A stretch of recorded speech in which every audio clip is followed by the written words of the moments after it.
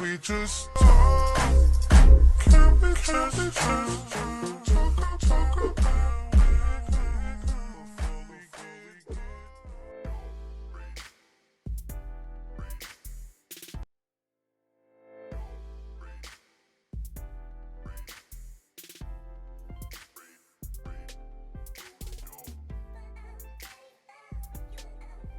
What's going on, everybody? Thanks for tuning in. I'm Nesha, and today we're going to review Real Housewives of Atlanta. This is season 12, episode 3. The title of this one is The Float Goes On. Start the episode off with Cynthia and Eva. They're looking for Eva a house. She's looking at this 5-bedroom house. It's 3,700 square feet, $775,000. And I'm like, girlfriend, just last season they were talking about you couldn't afford it, sweetie, because you done went in debt trying to get married to the man. So now you're looking for a house that's this expensive. And where is the beau? Why is he not with you looking for this house? I do understand that sometimes you want your friends to come with you to get their perspective. But then I'm like, but she's not going to be staying there with you. You need him there so that way you can, you know what I mean? Y'all can both fill the place out, fill the location out, see if it's what y'all want. Now she says what prompted this move is the fact that her donor knows where she stays. And she needed to get the hell out of Dodge, okay? But I think she said something along the lines of she was pre-qualified for the house before she looked at it. I mean, I would hope she's looking at houses that she could afford, but I don't know. I'm not their accounting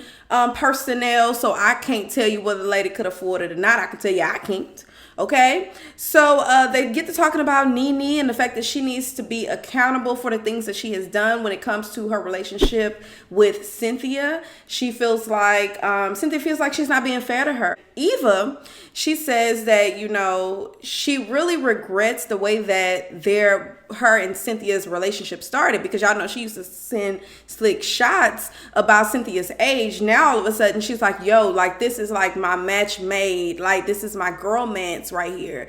And I really regret the fact that this could not have happened sooner because I was, you know, being shady or whatnot. But she did apologize, and so now they're able to move on. And Cynthia really wants, and that was only because Eva was able to be accountable for what she did. She can't really expect NeNe to do it because she knows that NeNe is not going to apologize for what's going on here. Pretty much that's all that's happening in that scene or whatever. Let's go on over to the next one. Now we'll move on to Porsha, and she is at her friend's house, Tanya. Apparently Tanya had been friends with a few of the housewives. Now she is really good Judy's with Porsha. And so of course we're talking about Dennis. We're talking about this whole situation, especially going to the therapy session and how he basically told her what she wanted to hear, but she wasn't ready to hear it. So then Porsha says, you know what, I have my good days, I have my bad days, but then I get up, I put my little wig on, put my little lashes on, and then I pretty much forget about everything, and I'm able to, you know, conquer the day.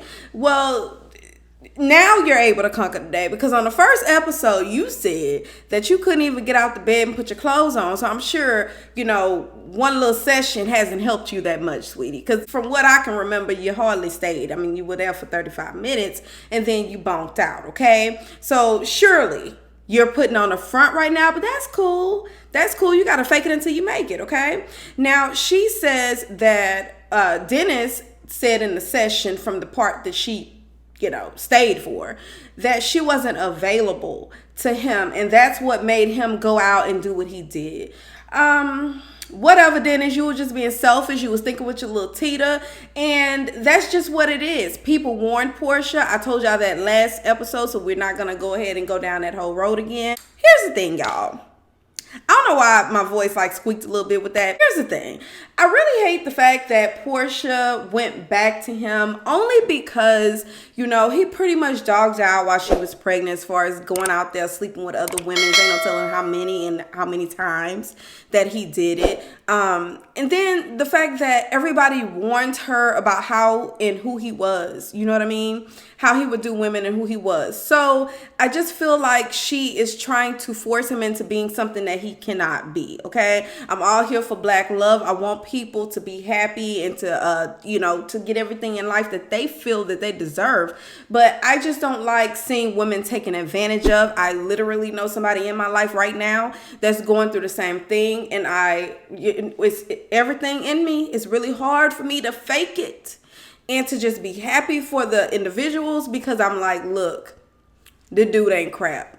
The stuff that he done did to you ain't crap. And it really feel like you're settling for this particular situation only because you want something. You're looking for the husband. You're looking for the lifestyle. Then, all over social media, you done been flaunting this person. So now, and that's why you don't put stuff on social media too.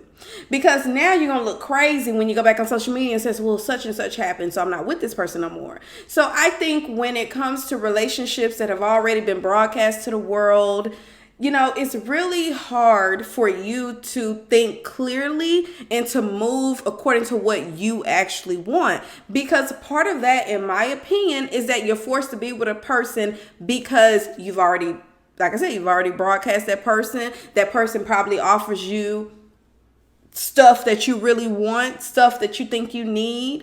Now you're accustomed to this lifestyle and it's kind of hard to turn away from that. So, I didn't mean to go on a little rant about that, but like I said, I know somebody in my life right now that's going through that, and it just baffles me because I feel like you're settling for someone just because you want to put on this facade for the world, okay? So then Tanya says, you know what? Once you lose trust, it's really, really hard. So at this point, he has to show up and show out. He has to earn your trust back. Let him work, girl. Let him work. Moving on to Kenya, who is with her cousin. Is it she, a Shay, a Chi? Okay, I don't know what it is. Anyway, it's a cousin. And so they're talking about the party because apparently her cousin had missed the party. And she just wants to get an update about how everything went. She said everything was lovely, okay? And then she said, oh, did Marc show up to the party? Girl, no, he was not going to be around Barbies and women, crazy ladies dressed as Barbies. He was not going to be there at basically a girls event. I'm like, girl, didn't you just say last episode or first episode, you was like, he wasn't able to make it? Let's not make excuses for your husband. He wasn't there, okay? Just say he wasn't there. It's not that he didn't want to be there or he wouldn't have loved to be there. It's that he wasn't there. He wasn't even in the States, sweetie. Just tell the people what really happened, okay? So then we start talking about that he's only there every 7 to 10 days in Atlanta. And then, he goes and she talks about the fact they don't have any alone time. She says the baby is in the bed all the time. She's 47 years old with the baby and he is basically not involved. And she's a little bit jealous of Brooklyn, in my opinion. I really believe so. I do. Because, further in the episode, she started making little comments that I'm like, okay, you definitely, feel like this is a competition between you and your daughter, okay? And it's unfortunate, but Marc is what's making this situation be. Because he keeps putting all his attention or giving all his attention to Brooklyn and he could care less about Kenya. It seemed like all Kenya did was carry the baby, okay?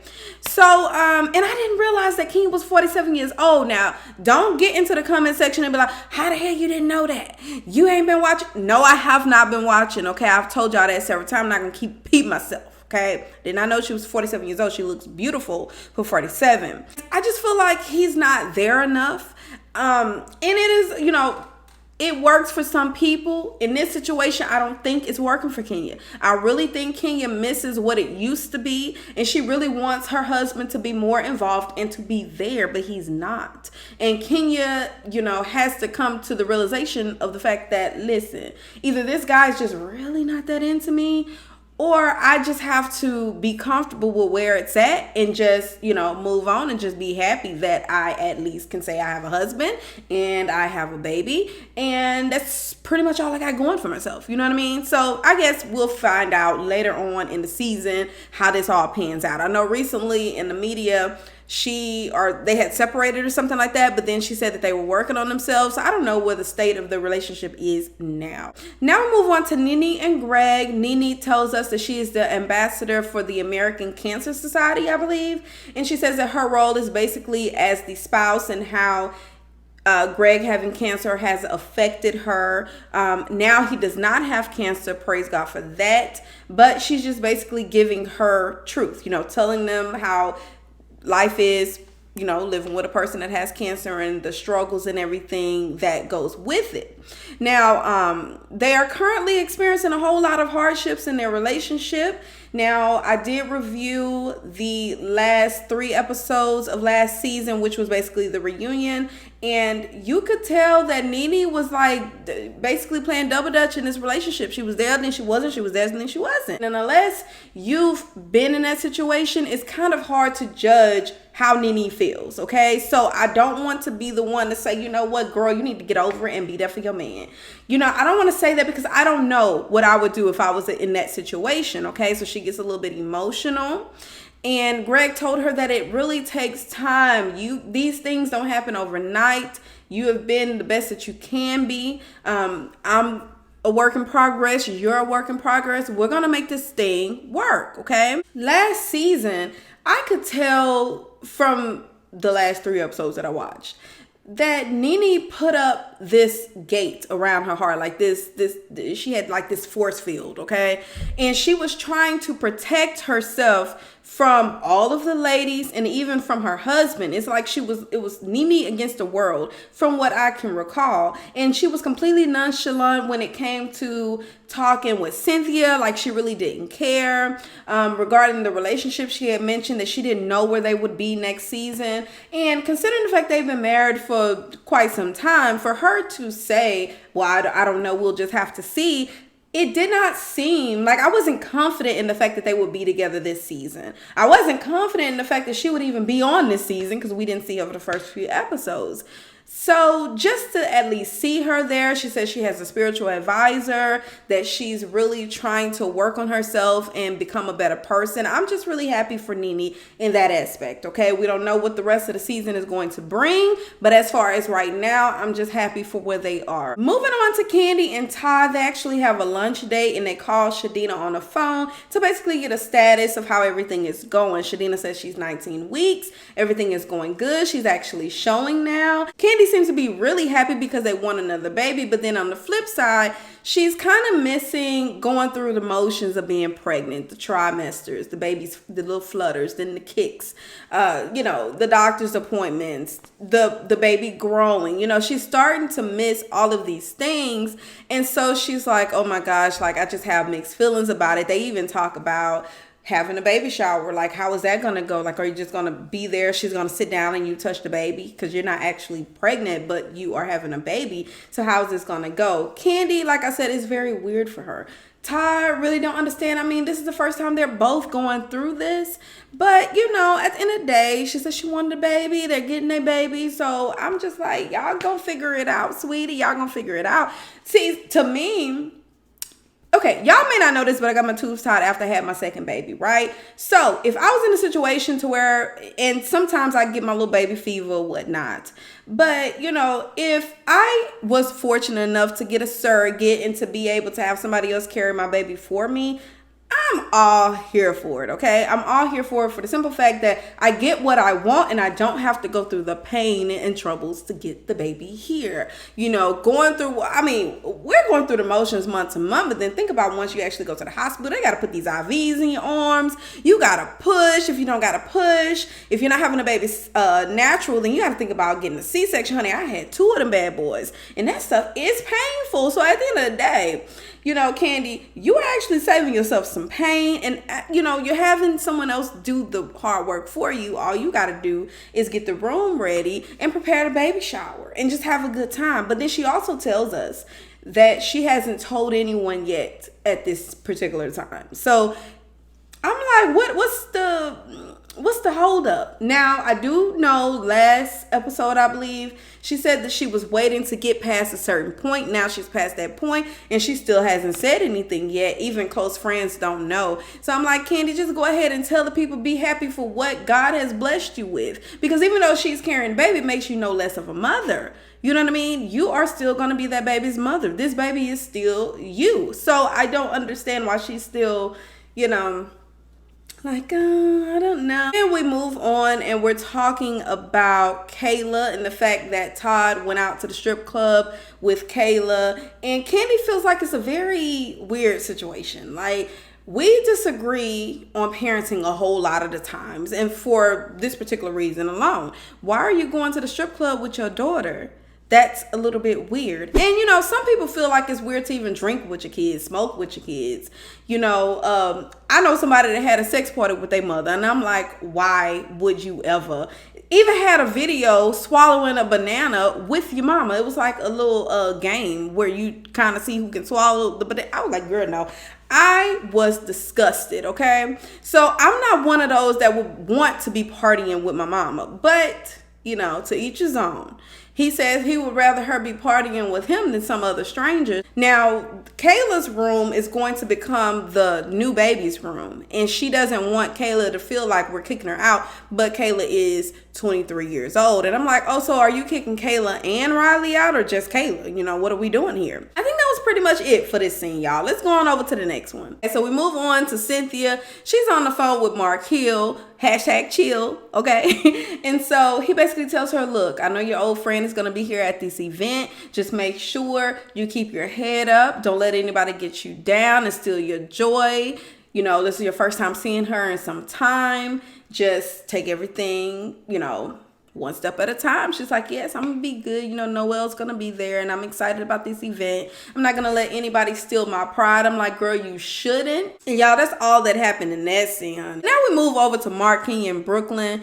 Kenya's in the kitchen trying to get something together for breakfast. She says that she really doesn't have much in the refrigerator because she hasn't had time. She is actually running a multi-million-dollar business. She's raising a little baby. He ain't there. Okay, basically she's a single parent. And then she also has to go to the gym, keep her body looking tight. So she doesn't have the time to go and grocery shop. I'm like, girl, you need an assistant. Or you actually need to get on that app and order your groceries and have them delivered to your house. It's that simple nowadays. Okay, this is 2019. So anyway, he's sitting there, you know, throwing little slick shots at her, talking about she got a college dorm refrigerator. And she's like, look, it's cool. I've been doing all that I could. She couldn't find anything because she was supposed to be making some eggs. Couldn't find any eggs in there because she didn't have it. So then she ended up making some pancakes. And he's just there as she's talking while she's preparing the breakfast. She's trying to make small talk, talking about how people in Atlanta have been asking when is he going to bring the restaurant down to Atlanta. And he's pretty much ignoring her, not saying anything to her. He's more focused on Brooklyn. And so he says, you're my number one priority. Like he's just, you know, constantly entertaining Brooklyn. And at that particular time, I said, you know what? He wanted a baby. Okay? Even though he already has 2 kids, he wanted a baby. At this point, he probably wants to co-parent. And he just wants to be done with the relationship because he's more focused on Brooklyn.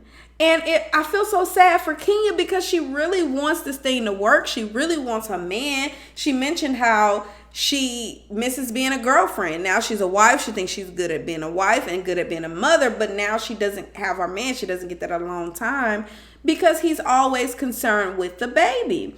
And what this is going to do is drive a wedge in between Kenya and baby Brooklyn. You know, ooh, child, I was more irritated than I think Kenya was. So then she says, look, your birthday is coming up. How about we go somewhere for the weekend? He says, are we going to bring Brooklyn? What do you mean bring Brooklyn? Like it's supposed to be a weekend for us. We haven't had some time together in a long time, at least alone. And he's like, no, she has to come. Brooklyn has to come. And I'm like, seriously? So then finally Kenya got fed up. She said, Marc, am I your number one or is it Brooklyn? And I'm like, girl, that is not fair. That is so not fair for you to say that because you already know the answer to that question. Brooklyn is his number one, sweetie. He ain't paid you no attention, haven't had any conversation with you. Honestly, you could walk out the house and be gone and he probably wouldn't even miss you at this point. So for you to ask that question, I think you already knew the answer to that. You know how they always tell women the same way you got the man is the things you need to do to keep the man. I feel like the same situation applies here. He needs to do the same thing that he did to get her. She mentions how they used to always go out, how she used to always, you know, be on the phone with him. He used to send her flowers. They used to just have good times together before the baby. And I feel like he needs to go back doing the same thing he did in order to get Kenya.